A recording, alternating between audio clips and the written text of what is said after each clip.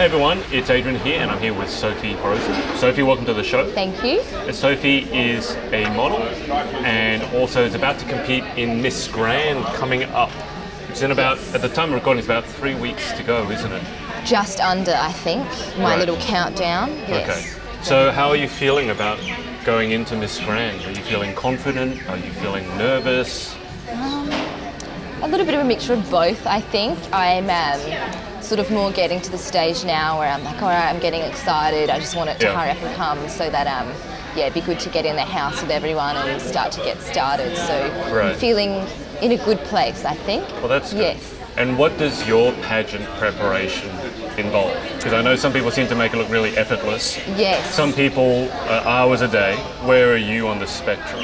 I think I've got a pretty good happy balance. Yeah. The main thing I did when I knew the pageant was coming up was I actually created a little spreadsheet. So I had 6 weeks to go. So I've got every day, there's a few small things that I'm ticking off. So it's just like my detox drinks, lemon water, eating healthy, trying to exercise sort of as often as I can. And the one thing I've done differently this year is every day I've set aside, I'm doing 10 minutes of meditation to try and sort of calm myself. But my meditation, I'm really focusing on, like, I'm not going to worry about everyone else's performances. I'm just going to enjoy the friendship, not worry about everyone else, just focus on myself, and then so you're not worried about the place that you get or winning the crown or not as much? You're more focused on enjoying the process? Yes, this year I'm really trying to focus on not comparing myself to anyone, because I think that's a natural thing that happens with it is a competition. Any competition. So the more I sort of focus on, we're all different, I just want to enjoy the time while I'm there, I think the happier it's going to be. So it'll be interesting to see how I go. Well, you did really well last year. You just told me this is only your third pageant. I assumed it was more.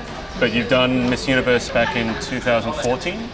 I think it was 2014, yes, or 13. I can't remember actually. Some time ago you did Miss Universe, and you did Miss Grand last year, and you were third runner-up? Yes, that's it. Okay. So this year, you were just saying, so do you have any expectations as to this year, how you'd like to go? I'm not really too fast because it's a very good competition this year. We've got a lot of strong contenders, so I just ideally want to make myself proud and give credit to the people that have sponsored me to sort of do a good enough job there. I'm just aiming for maybe a top 5 placing would be ideal, but again, it's such a strong competition, so if I don't get there, I'm not going to beat myself up. It's almost a new pageant this year. Yes, because it's new director, changed. New format. I was looking at the venue that you guys are going to be in. It looks amazing, and there's a 3-course meal. It's very different to last year, because I went last year as well. So it looks like you're going to have a good time. Yes, Danny's done a great job with sort of providing a lot for us as contestants, but then she's got a really good night planned for everyone attending. I think there'll be a salsa performance from Latin Dance House. There'll be a singer and raffles and everything, so it should be a really good night this year. Sounds like it's going to be fun. Yes. Now, you just mentioned your sponsors. Yes. And I know that you've been wearing these earrings. They're fascinating to look at. And I've seen you posted about them in Instagram. So what's the story behind the earrings? Is it Ranja? Ranja, yes. So it's 2 local Adelaide girls. One of them who... And Sophie is originally from Adelaide. Yes, from Adelaide. Yeah. So 2 local Adelaide girls, and they had a trip to India not that long ago and decided they wanted to start up their own label. So they do beautiful earrings like this. They do little trinkets, really unique clutches. So I'm sort of a big one for supporting other Adelaide local businesses. So I'll have all my accessories from Ranja this year, and there's also another Adelaide label, Alpha B, and she'll be giving me some clothes to sort of dress and style me in the coming days up to the pageant. So I'll be a mix of 2 Adelaide labels, which will be good. Okay. Yes. So the earrings, these I'm staring at them. They're, you said, from India. Yes, they're all and it's quite an intricate over there. design. Is it their take on an Indian design, or is this like a traditional Indian design with the earring? I think it's a bit of both. They have a lot of bead work and a lot of nice colourful threads. So they're mainly accessories at the moment, but I did see on the Instagram They have, it looks like a few sort of tops and shorts in that beautiful sort of sari, glitzy material. So I'll be interested to see what they come up with there. They do look very colourful. Yes, yeah. So if one ever fell out, I don't think you would find drop it. Yes. Like you wouldn't lose it. So I've asked most people this who competing in pageants, and I ask you the same thing.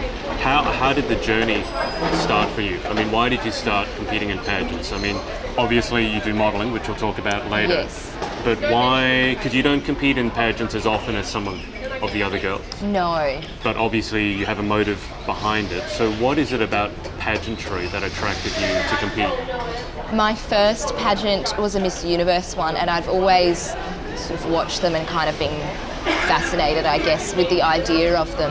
And I actually first did my pageant at a time when I had been diagnosed with depression and was sort of going through a lot of things at the time that took a lot of stress and my energy, and I sort of was really down and I wanted to be somebody else. Yeah. And so I sort of researched a little bit about the pageants and was like, you know, I can go and be this different person, this alter ego. Nobody there will know what has happened to me. No one will know what I'm going through. A bit of a fake it till you make it kind of thing. And I was astounded that I actually got through that year, and it just gave me such a boost. Yeah, because you got to the national finals of Miss Universe, which is like one of the biggest pageants in the world, right? So it was just a great confidence boost for me to feel like I had achieved something again and to give me something else to focus on and divert my attention to. So that's where it started. And then I entered the Miss Grand and Miss Supranational when they were together last year. Initially because I followed a lot of Claire Parker's work. And Claire was Miss Grand last year, and she won the international competition as well. Yeah, so it was really nice to see that someone from Australia had actually won. No one had done that since Jennifer Hawkins back in Miss Universe. So I sort of wanted to follow in her footsteps a little bit, so I entered that pageant, and then it's just such a different competition. We're all very close. You form a lot of really good friendships throughout the time. So after last year, there was no question that I didn't want to do it again this year. So it brings me to my third one. So, I mean, and I didn't know that, so you entered Miss Universe, sounds like almost as an escapism. Definitely, yes. So, because a lot of people, I think, if they were in that position, that the last thing they would want to do is go into a pageant. When you're depressed, obviously, it's hard to smile and do all the things when you're in that really, really tough place. So how did you find doing that first pageant? How did it change you, or how did it affect you given the point that you were at when you entered that first one? I'm very different. Like, some people think, oh, that would be the hardest thing in the world, but I find I have a lot more confidence on stage, behind a camera, because you're acting a part. So I'm fine doing that. I can be, you know, completely different. Whereas at the time, I found it a lot harder to actually be myself or to socialise or go out. That was a challenge for me. I could do pageants with my eyes closed, and just once you're on stage, it kind of takes over. The confidence gets in you and you can be somebody else, whereas at that point I wasn't socialising, I wasn't going out. Those things were very scary to me at the time. So I think it astounds a lot of people, the difference. Most people would probably think it'd be the other way around. Yes, but for me, it just found I could put on a mask or my makeup, I guess, and just be a different person, whereas I couldn't do a lot of other normal things at the time. So did you find that going through Miss Universe and then doing really well, getting through to the final, did that lift your spirits at the time? I mean, you said you were going through depression. Definitely, because it gave me something to talk about with people, so it gave me a positive thing to focus on and feel like people would then see me as that and not see me for what I felt like I was at the time. So it was a really good diversion, I guess, and sort of channeling. They always say to act how you would like to be and see yourself. So I sort of, and pageantry was your way to do that. Went down that path. I got my confidence back in other smaller areas, and it was, just baby steps along the way. Well, so on that note, if someone else is going through depression, which unfortunately seems to be more and more common these days. Definitely. I mean, I didn't know you'd gone through that. Yes. But what would you say are 1, 2, or 3 things that someone could do to help get them out of that tough place, because it's sort of the sort of thing where you can feel very alone. Yes. And you may also not want to share it necessarily, because especially being attractive, people can sometimes look at an attractive, depressed person and go, what have you got to be depressed about, right? So what advice would you have to someone who's going through something like that? I think it's definitely important, because you are so down and you've just got this whirlwind of emotions going around, to find something else to focus on, find something that can distract you and pull you out of what you're going through, whatever that may be. You might be a great drawer or artist or something, so I think it's important to find something that you can rebuild your confidence and feel like you're achieving, small steps. It might be writing poems, and then you might set small goals to maybe publish it on a blog, and then maybe look at getting it in a magazine or something, just different things. And once you start to slowly achieve something, it's amazing what that sense of confidence and achievement does for you and impacts all the other areas of your life. So start small. Start small, set small goals for yourself.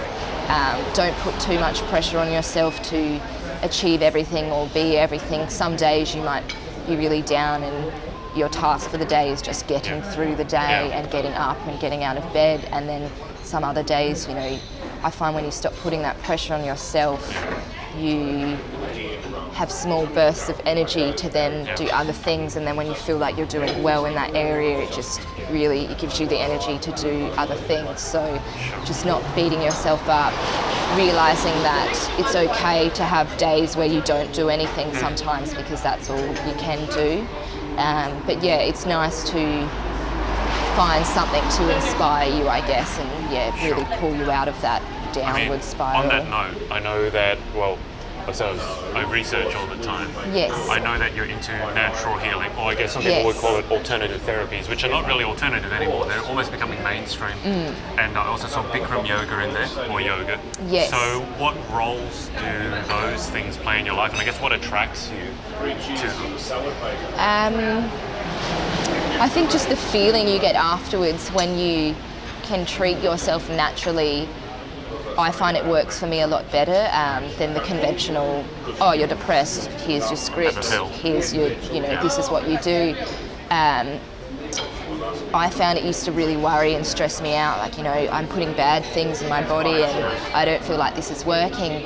And the areas that I found really worked for me were things like yoga, exercising, eating healthy, Reiki. I had a wonderful, wonderful Reiki guy who would come and just the stuff he would know about you and pick up from not telling him anything, just from reading your energy. And hypnotherapy was another really amazing thing that I had done, and my hypnotherapy man just sort of really changed my life. And it's interesting, it's really amazing the things you can do and the ways you can treat yourself without resorting about that. Because I don't think a lot of people understand what it is. I mean, you talked to me about it the other day when we were doing the photo shoot, but I thought hypnotherapy, someone hypnotizing you with a pendulum. Not like that at all. You're unconscious and they make you bark like a dog or something. Yes. So what was your experience like? What actually is involved with hypnotherapy? So my first session, I remember you're conscious the whole time, and I was aware of different thoughts and things, and at the time I was thinking this isn't going to work, I'm awake, he hasn't put me under. And my first session, what he did was to make me realise that it's working, was he said, you're going to notice the colour red, you're going to see that everywhere from now on for a period of time, it's just going to be really in your face. And it's like his little trick of making you realise, okay, something has happened and this is working here. And I was sort of whatever. And then driving home, I was like, whoa, the brake lights of the cars in front of me were blindingly red. Things I had walked past every day and not taken any notice of was something I was just seeing and really noticing red everywhere. And so from then on I knew this is working. So I chose hypnotherapy because I said to my mum one day, I know the things I'm meant to think and I know the things I'm meant to be doing, but my body just isn't letting me doing it. We know what we're supposed to do and we just can't do it. And I said, I feel like somebody just needs to trick my brain into thinking this way and to doing these things. And she said, why don't you try hypnotherapy? And I'm very grateful that I did, because he literally, just tricked my brain into releasing the old negative thought patterns and to choosing, a much healthier way of thinking and living. Yeah, sounds amazing. So I think it was 2 days ago, we had the photo shoot, and when I say we, ironically, it was me having the photos done, not yourself. Yes. But why don't we talk a bit briefly as to why you and Maddie Sloan are doing that photo shoot and what's involved with that?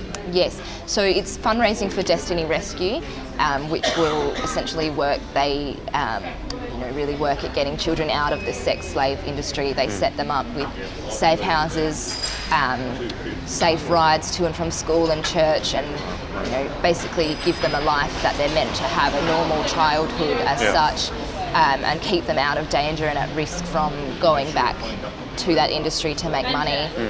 They also they have a list of children that they're sort of watching that are in danger of going into that industry. They might be brothers or sisters of someone that's already in the sex trade industry, so they also work to prevent that from happening by, again, giving them safe homes.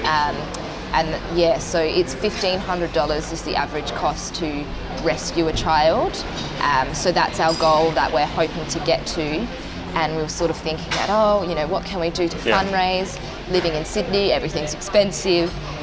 So we thought Maddie is amazing as a photographer, and I've done makeup. So we were like, why don't we work together and offer some portfolio packages? So we're starting them at $200 for 5 high-res quality images. And then obviously I didn't do makeup on you, but you did a little thing on me. A bit of de-shining. But when we have sort of other people, I'll be doing the makeup and helping with styling, and Maddie will take the photos. So we're actually booked in 2 other girls from the pageant who will be shooting in the coming weeks. So we'll dress them up in some of the style bikinis, which is the swimsuit sponsor, and hopefully get them some really nice portfolio shots for their media posting and for their modelling work as well. I mean, it's a fantastic initiative. I still struggle to believe that it only costs $1,500. Yes. Where we're sitting at the moment, it's a fairly affluent area. We drove past a Ferrari the other day, and to think that for that Ferrari you could maybe save 50 or 100 children's lives for that amount of money is just staggering. So let's talk about your modelling career. What drew you or continues to draw you to modelling? What do you feel that you get out of it? Because it's a very misunderstood industry for a lot of people. Yes, I really like kind of working with people to create something. So again, I really like the idea of behind the camera, you slip into whatever role you're playing that day, whatever clothes you've got on, you become that character. So it's similar to the pageantry. Definitely. You become a different person. Yes, I think I like the whole escapism from, you can be all these different people and different characters, and like I love doing high fashion stuff where there's a lot of movement or unconventional posing, but then at the same time I like doing the swimwear side of things where it's sort of, you can almost pretend you're on a holiday sometimes, unless you're shooting in winter, which is quite often the case. So I guess I just really like creating different beautiful pictures and seeing how all the behind the scenes, the makeup, the styling, how everything works together to get that end result and capture the brief that they were aiming for. Do you have one photo shoot that you can remember that was your favorite of all time? I think I did a photo shoot for Creative Resort. That would probably be my favourite, just because we got to go and stay at a resort overnight down in the entrance. So we drove up there. It was really relaxed. They were a great company to work for. We did some shooting, and then afterwards we were all just chilling in the spa. Like, this is great. You got paid to do this? Paid to chill in the spa, and then I'm doing the wrong job. Yes, and then afterwards we all had pizza, had some beers, and then the next day we resumed shooting again. So we went to the beach, got to see some beautiful beaches, and part of their little trademark, I guess, is they give donuts out to their clients with meetings from, I think it's Donutty or Go Nutty or something. They were beautiful donuts. So again, I was being paid to be photographed eating the most amazing donut I've ever had in my life. So it was definitely one of those pinch me moments. I don't want to hear any more about this. You're making me envious. On the subject of donuts, so I know that you're a fan of the macaroons. Yes. The Zumbarons in particular. So if you had to pick between donuts and macaroons, which one would you pick? Macaroons definitely, because they're smaller, so you can eat more and not feel as guilty, I think. Whereas All about the guilt. donuts are more filling, so you can only really have one. But macaroons, could eat them all day. Love them. Because I know that you have a lot of ideas from what we were talking about before.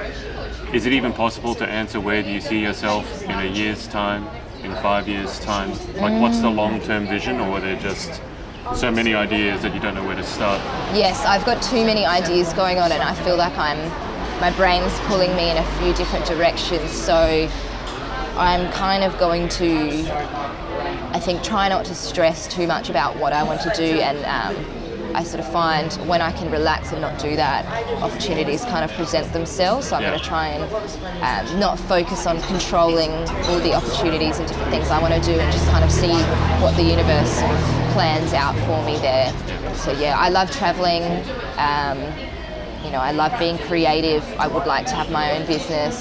So I've got a few different things I want to do. So I guess I'll just see how they all interrelate to one another and what happens over the next few months to sort of put me in those positions, I think. Sounds exciting. Yes. It's also hard sometimes to surrender that control though, right? Yes, definitely. When you want to, especially when you've got the bills at the end of the day and you need something to give you the money, it's not always easy to surrender that control. Yes, I said to my mum, I just want to know what the universe has planned.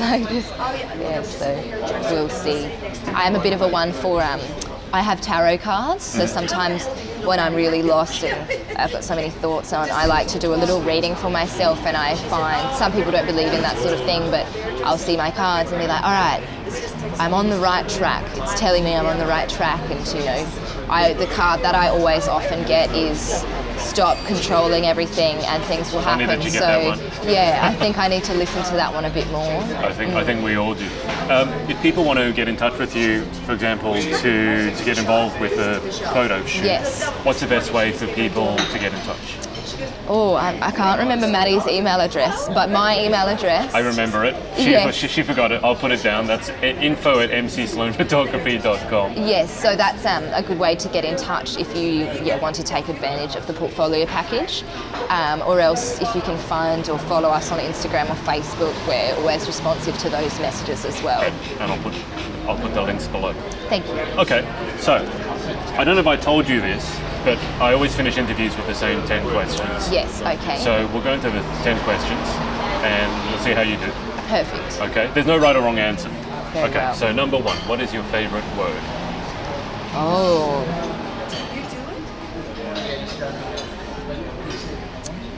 Soothe, because it reminds me of like having a bath and chilling out and relaxing, I think.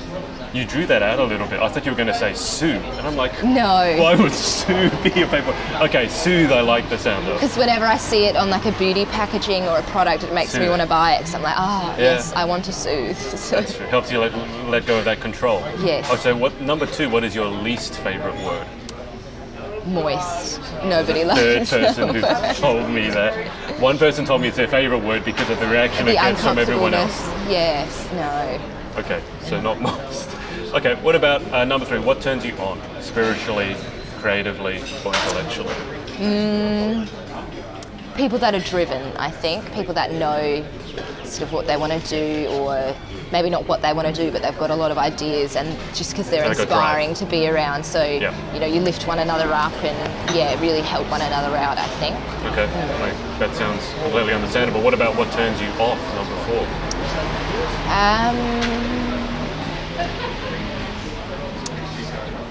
People that constantly ask for help or advice but then ignore it and don't take it, and it's like, I've had this conversation with you, so because I'm always one to try and help people, to try and lift people up, and I always want to listen, but when you do that 10 million times, it starts to become draining when you're like, you want help, but you don't want to take it. Well, you can't help someone who doesn't want to help themselves. Yes, I think that's a big one there, because I'm always trying to improve and better myself and help other people, so it can get a bit hard sometimes when people just take your energy but don't do anything in return. There are some people who are energy drainers, so keep away from those people.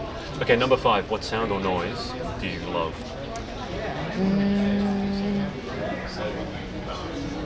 Probably the rain when you're safe inside in bed going to sleep. I think it's very relaxing and calming.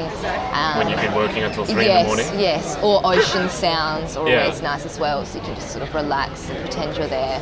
And what sound or noise do you hate? My alarm.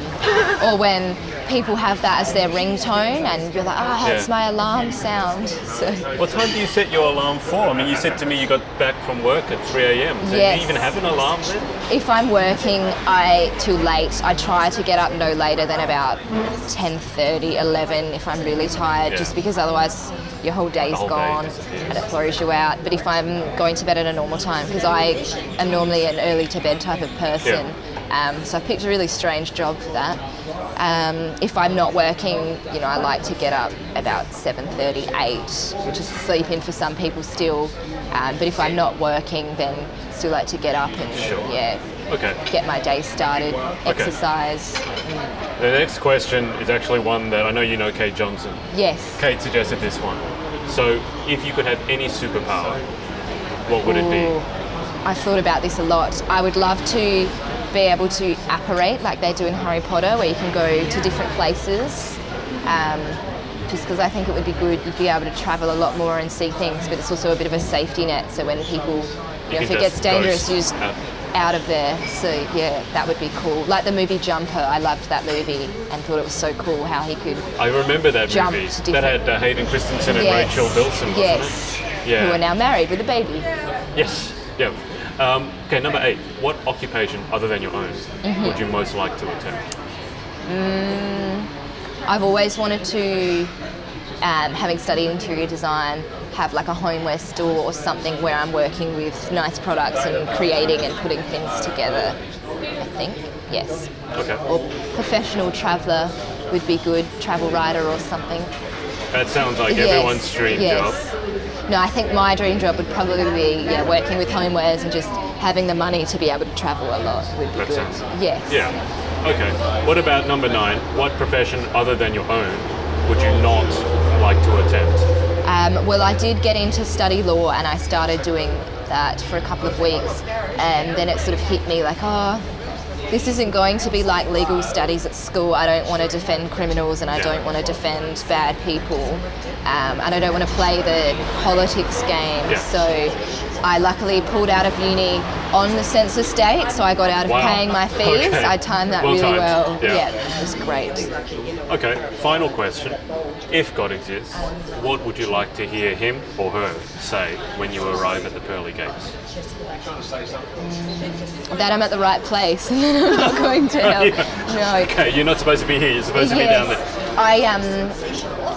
I was baptised and everything, but I don't believe in religion as such. I believe in that there is something greater out there, but I just don't know what it is. So I guess it just would be nice to get to a place where perhaps people that have passed on are there and you can just be reunited and, feel like you've come home, I guess. Yeah, that'd be nice. Yes. Okay. Well, thank you so much for your time. That's all right. Thank you for having me. And I want to thank everyone for watching, and I'll speak to you again soon. Yes, Bye-bye. thank you.